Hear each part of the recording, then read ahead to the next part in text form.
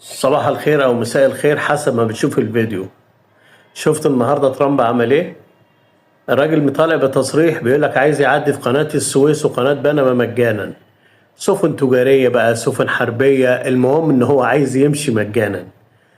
طبعا ايه، انا مش عارف الراجل ده هيترد عليه بايه، وهل فعلا هيقدر يعدي مجانا زي ما هو بيحلم، ولا الرد المصري هيبقى شكله ايه عليه؟ ده حاجة غريبة أوي الراجل ده. يا راجل يا راجل، ده احنا ما خليناش حاجة مجانا في البلد للمصريين، هندي للأمريكان؟ يا راجل، ده عايزين يطردوا الناس من البيوت ويلغوا القانون القديم علشان ايه؟ ياخدوا فلوس كتير، لأن القانون القديم بيعتبروه ده حاجة بقت ببلاش. جاي انت عايز تعدي من قناة السويس وتعدي عادي كده ويتقالك أهلا وسهلا؟ يا ترامب اعقل بقى، يا ترامب اعقل بقى. احنا كبرنا والشعر شاب. انت شعرك ما بيشيبش، انت شعرك بيصفر.